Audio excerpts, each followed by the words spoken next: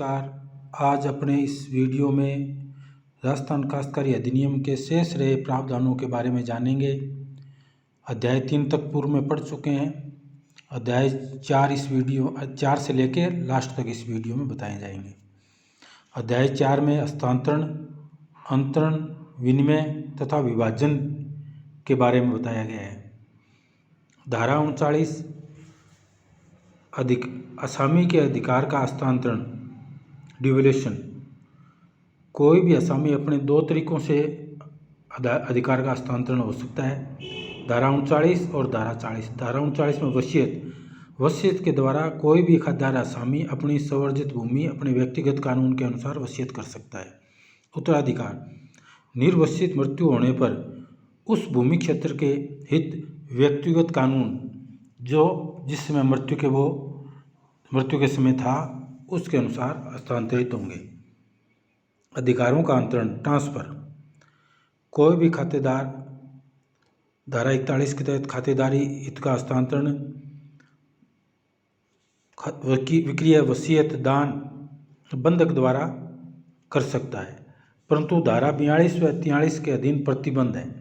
धारा 42 के अनुसार SC, ST और सहरिया जाति के लोग अपनी ही जाति वर्ग के लोगों को विक्रिय, दान और वसीयत कर सकते हैं, और एक खातेदार 5 वर्ष के लिए और एक गैर खातेदार राज्य सरकार की परमिशन से वित्तीय संस्था को बिना कब्जा बंधक रख सकता है। धारा 44 कास्त या सिकमी कास्त पर देना। खुद काश्तदारी और भूस्वामी कास्त पर दे सकते हैं और असामी सिकमी कास्त पर।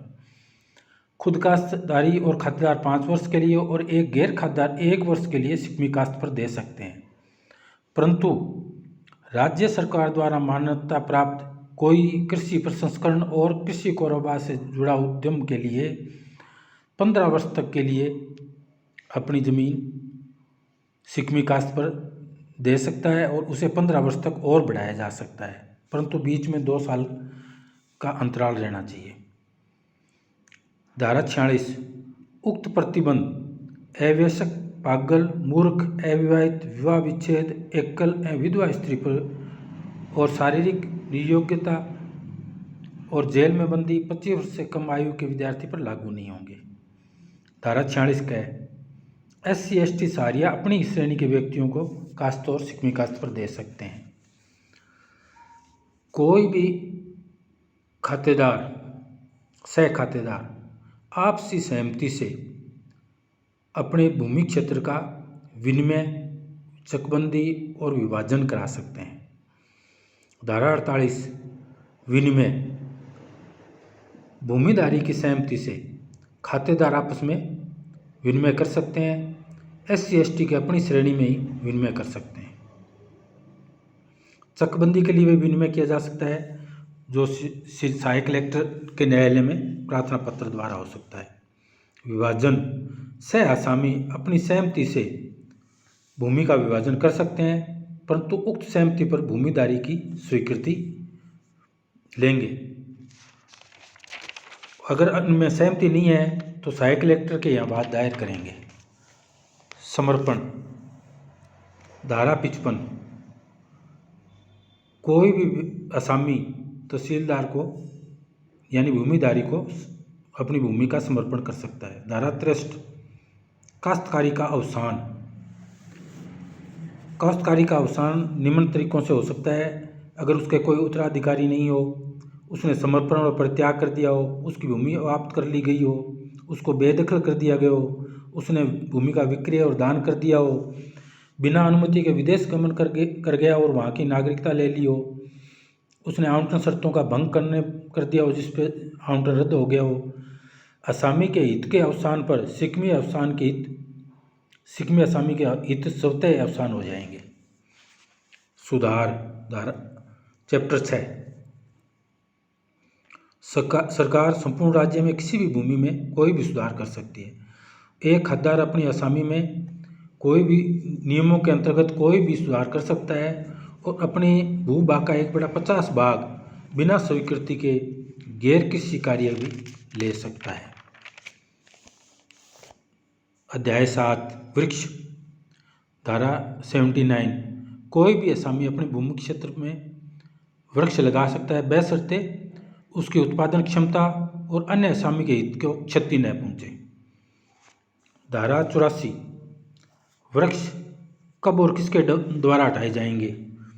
एक खातेदार असामी अपने सद्भावी घरेलू और कृषि संबंधी आवश्यकता के लिए वृक्ष हटा सकता है, परंतु एक गैर खातेदार को तहसीलदार से परमिशन लेनी पड़ेगी। धारा 175, अवैध अंतरण या उपट्टे पर देना। कोई भी काश्तकार इस अधिनियम में उल्लेखित शर्तों के विपरीत अपनी भूमि को अंतरण करता है या उपट्टे पर देता है तो संबंधित भूमिधारी तहसीलदार के आवेदन पर न्यायालय उसको उस भूमि से बेदखल कर सकता है।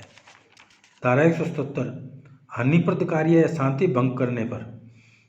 जिस प्रयोजन के लिए भूमि दी है उससे असंगत या उसके लिए हानिप्रद है और आवंटन शर्तों का भंग किया है तो तहसीलदार के आवेदन पर सक्षम न्यायालय सहायक कलेक्टर उसको बेदखल कर सकता है। धारा 183, कोई भी अतिक्रमी जिसने किसी वैध कब्जाधारी पट्टेदारी की भूमि पर अवैध कब्जा कर लिया हो तो सक्षम न्यायालय उपखंड अधिकारी उसे संक्षिप्त सुनवाई करने के बाद बेदखल कर सकता है और लगान का 15 गुना तक जुर्माना लगा सकता है।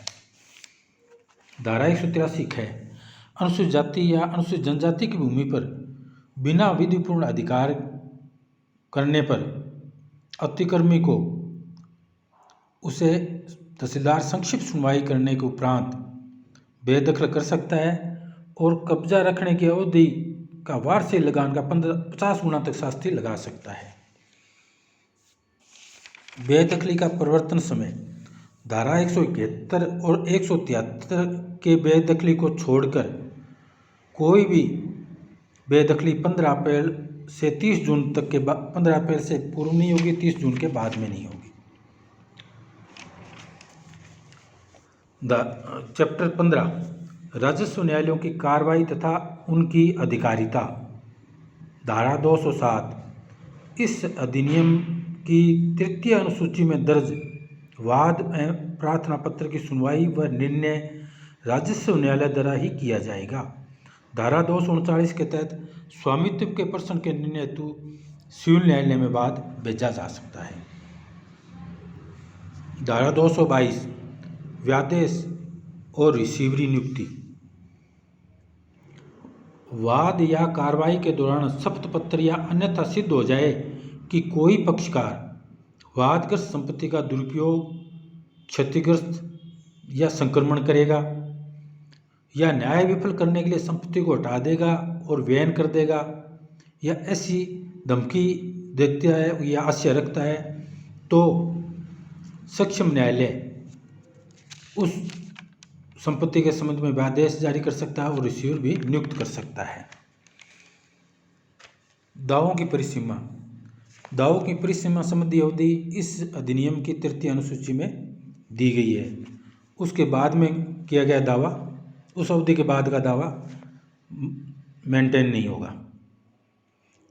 धारा 216, राजस्व न्यायालय के बैठक का स्थान।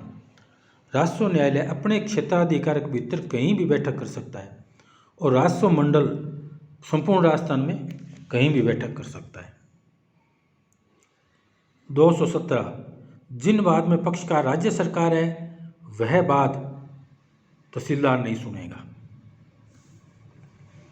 218, राजस्व न्यायालयों की अंतर्निहित शक्तियाँ। अपने निम्नतम अधिकारी की उसको शक्तियाँ शोमोटो प्राप्त होती है, इन हेड्स पावर होते हैं। जैसे राजस्व अपील अधिकारी को कलेक्टर, उपखंड अधिकारी, सहायक कलेक्टर और तहसीलदार की, कलेक्टर को उपखंड अधिकारी, सहायक कलेक्टर और तहसीलदार की, उपखंड अधिकारी को सहायक कलेक्टर, तहसीलदार की, उपखंड एसीएम को तहसीलदार की। इसी प्रकार से राजस्व न्यायालय की अतिरिक्त शक्तियाँ जो किसी भी आदेश द्वारा उससे ठीक ऊपर के अधिकारी को प्रदान की जा सकती है आदेश द्वारा। जैसे नायब तहसीलदार को तहसीलदार की, तहसीलदार को सहायक कलेक्टर की, सहायक कलेक्टर को उपखंड अधिकारी की, उपखंड अधिकारी को कलेक्टर की। इस प्रकार सरकार कुछ या समझ शक्तियाँ पदनाम या व्यक्तिगत नाम से भी प्रदान कर सकती है। व्यक्तिगत नाम की प्रदान की गई शक्ति जहाँ भी उसका स्थानांतरण होगा वहाँ साथ साथ रहेगी। धारा 220 राष्ट्रवाद या प्रार्थना पत्र निम्नतम सक्षम न्यायालय में दायर होगा। राजस्व न्यायालयों की अधीनस्था समस्त न्यायालय राष्ट्रमंडल के अधीक्षण और नियंत्रण में होंगे। जिले के जिला कलेक्टर के उपखंड अधिकारी के और तहसील के तहसीलदार के अधीन होंगे। धारा 223 मूल डिग्री की अपीलें। मूल डिग्री की तहसीलदार की डिग्री की कलेक्टर को, सहायक कलेक्टर, उपखंड अधिकारी और कलेक्टर की राजस्व अपील अधिकारी को। अपील में पारित डिग्री की अपील यानी अपील की अपीलें कलेक्टर की राजस्व अपील अधिकारी को और राजस्व अपील अधिकारी को राजस्व मंडल में। अगर राजस्व अपील अधिकारी द्वारा कोई निर्णय किया गया है तो राजस्व मंडल में निम्न से में किसी एक आधार पर अपील हो सकती है। यदि अपील में पारित निर्णय विधि या विधि का बल रखने वाली प्रथा के विरुद्ध हो, विधि या विधि का बल रखने वाली प्रथा के किसी सारभूत बिंदु का विनिश्चय नहीं किया हो, या तीसरा प्रक्रिया में सारभूत त्रुटि या दोष रह गया हो जिससे निर्णय में दोष आ गया हो, चौथा निर्णय लिखित साक्ष्य के विपरीत हो या निचली अदालत के तथ्य बिंदु पर दिए गए निर्णय के विपरीत दिया गया हो, तो ऐसे किसी भी एक आधार पर RAA द्वारा किए गए अपील में निर्णय की अपील बोर्ड में हो सकती है। धारा 225 आदेशों के विरुद्ध अपील। तहसील द्वारा दिए गए आदेश की कलेक्टर को, सहायक कलेक्टर, उपखंड अधिकारी और कलेक्टर के दिए गए आदेश की राजस्व अपील अधिकारी को और राजस्व अपील अधिकारी दिए गए आदेश की बोर्ड को। परंतु इस धारा के तहत अपील में पारित किसी आज्ञा की अपील नहीं होगी। अपीलों की परिसीमा कलेक्टर द्वारा पारित निर्णय की अपील 30 दिन में, कलेक्टर द्वारा नीचे के अधिकारी द्वारा पारित निर्णय की अपील कलेक्टर को 30 दिन में, कलेक्टर द्वारा पारित निर्णय की अपील RAA को 60 दिन में और RAA द्वारा पारित निर्णय की 90 दिन में राजस्व मंडल में अपील हो सकती है। धारा 229 पुनरावलोकन।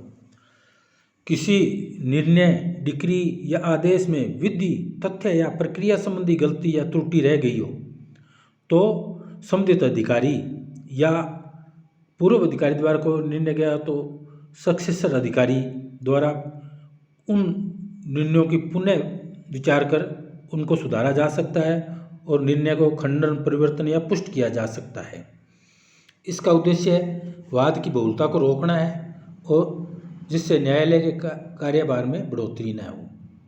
पुनरीक्षण रिवीजन 230 बोर्ड किसी अधीनस्थ राजस्व न्यायालय द्वारा निर्णीत ऐसे वाद का रिकॉर्ड मंगा सकता है जिसकी धारा 239 के तहत बोर्ड या सिविल न्यायालय में अपील नहीं हो सकती हो। यदि ऐसा प्रतीत हो कि न्यायालय द्वारा विहित क्षेत्राधिकारता से बाहर कार्य किया गया है, क्षेत्राधिकार का प्रयोग नहीं किया गया है या क्षेत्राधिकार का प्रयोग करने में अवैध रीति अपनाई है या सारवान अनियमितता की है तो बोर्ड उचित आज्ञा दे सकता है। इस मामले में धारा 230 का अंतरिम आदेशों का पुनरीक्षण नहीं होगा। धारा 232 निर्देश रेफरेंस। कलेक्टर अपने अधीनस्थ किसी राजस्व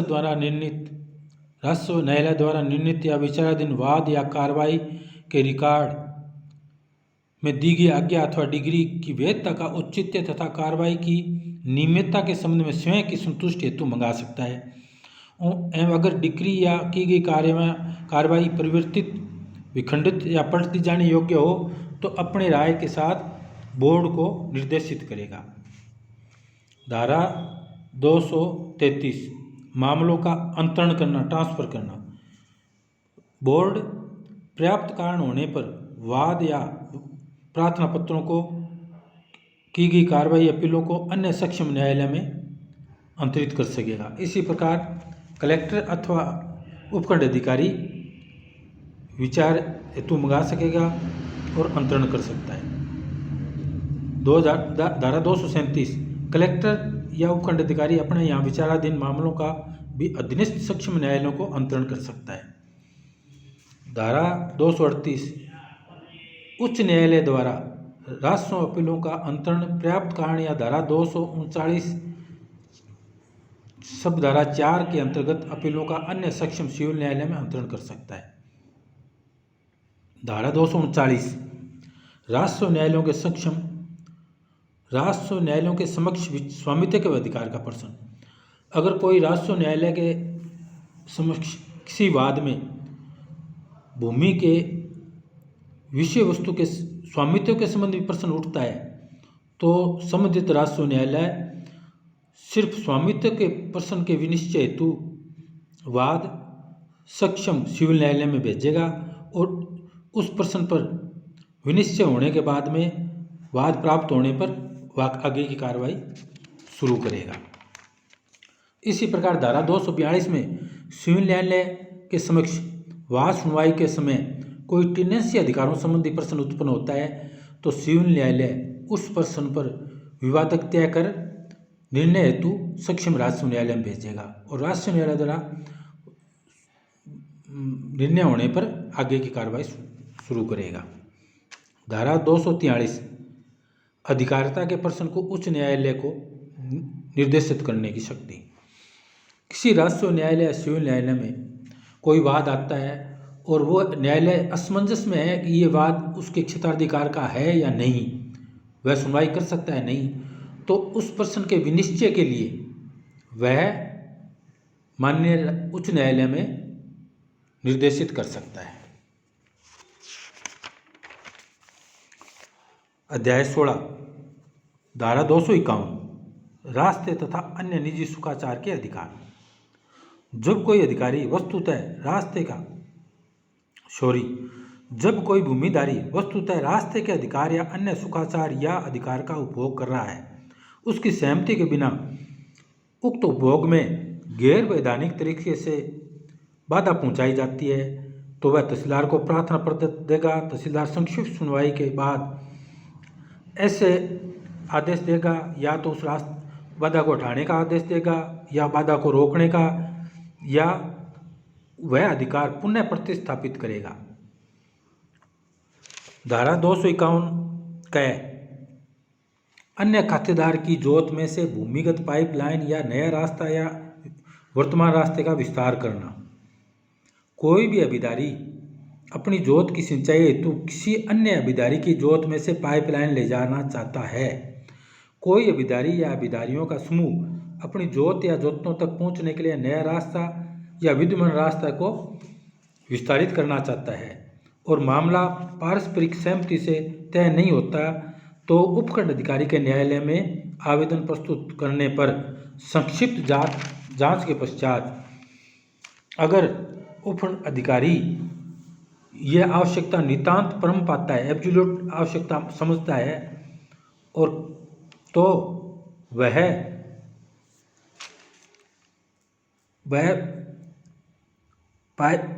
उस प्रार्थी के द्वारा दर्शाए गए अनुसार भूमि से 3 फुट नीचे पाइपलाइन बिछाने एवं रास्ते के मामले में अगर अन्य कोई वैकल्पिक रास्ता नहीं है तो लघुतम या निकटतम रूट से एक मार्ग स्वीकृत करेगा जो 30 फुट चौड़ाई से अधिक नहीं होगा, या विद्यमान रास्ते को विस्तारित करेगा तो 30 फुट से ज़्यादा नहीं होना चाहिए।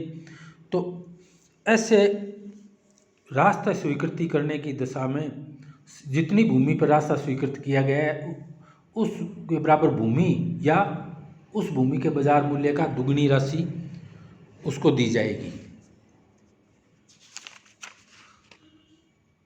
इस अधिनियम में की गई कार्रवाई के लिए राज्य सरकार और सद्भावना से किए गए कार्य के विरुद्ध कोई वाद या विधिक कार्रवाई नहीं होगी।